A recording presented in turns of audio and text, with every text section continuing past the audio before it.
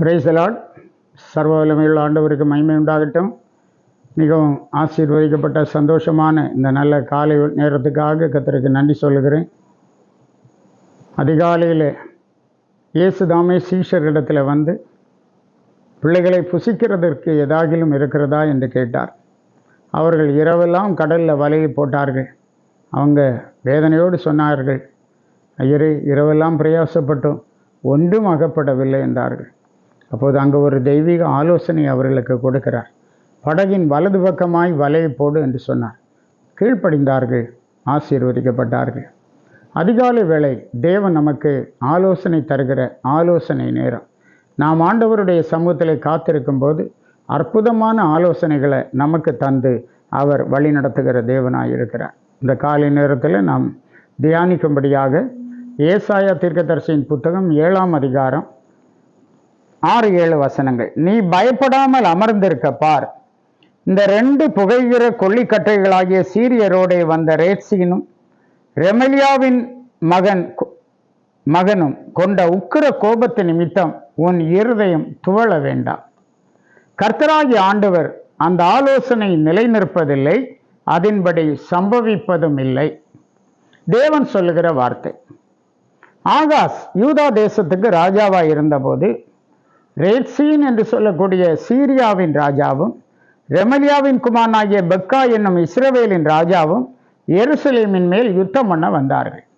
அப்போது ஆகாஸ் மிகவும் பயப்படுகிறான். அப்போது அங்குள்ள ஜனங்கள் கூட அதிகமாய் பயப்படுகிறார்கள். சீரியர் இப்படி வந்தார்கள், எப்ராயிமை சார்ந்திருக்கிறார்கள்.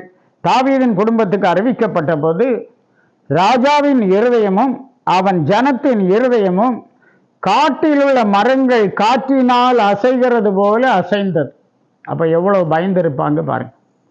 ராஜாவின் இருதயம், ஆகாஸ் ராஜாவின் இருதயமும் தேசத்து ஜனங்களுடைய இருதயமும் காட்டிலுள்ள மரங்கள் காற்றினால் அசைகிறது போல அசைந்தது என்று பார்க்கிறோம். அந்த செய்தியை கேட்டவுடனே அவ்வளவு பயந்தார்கள். அப்போது ஆண்டவர் சொல்லுகிறார், நீ பயப்படாமல் அமர்ந்திருக்க பார். இந்த காலை வேளையில பல காரியங்களை நினைத்து பயந்து கொண்டிருக்கிற உங்களுக்கும் ஆண்டவர் அதைத்தான் சொல்லுகிறார். நீ பயப்படாமல் அமர்ந்திருக்க பார். அந்த 2 பேரையும், ரேட்சீனையும் அந்த பெக்கா என்று சொல்லக்கூடிய இஸ்ரவேலின் ராஜாவையும் ஆண்டவர் என்ன சொல்லுகிறார் தெரியுமா? புகைகிற 2 கொள்ளிக்கட்டைகள் என்று சொல்லுகிறார். இந்த 2 புகைகிற கொள்ளிக்கட்டைகளாகிய சீரியரோடைய வந்த ரேட்சீனும் ரெமலியாவின் மகனும் கொண்ட உக்கிர கோபத்து நிமித்தம் உன் இருதயம் துவள வேண்டாம், உன் இருதயம் கலங்க வேண்டாம் என்று கர்த்தர் சொல்லுகிறார். இன்னும் ஆண்டவர் சொல்லுகிறார், கர்த்தராகிய ஆண்டவர் அந்த ஆலோசனை நிலைப்பதும் இல்லை, அதன்படி சம்பவிப்பதும் இல்லை.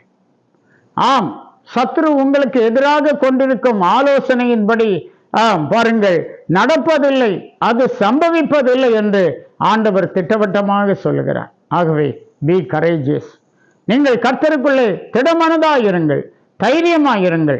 ஆண்டவரை நோக்கி ஜெபிக்கும் போது எல்லா பயத்துக்கும் நம்மை நீங்களாக்கி விடுவிக்கிறவர் கர்த்தர் உங்களை ஆசீர்வதிப்பாராக. ஜெபிப்போம்.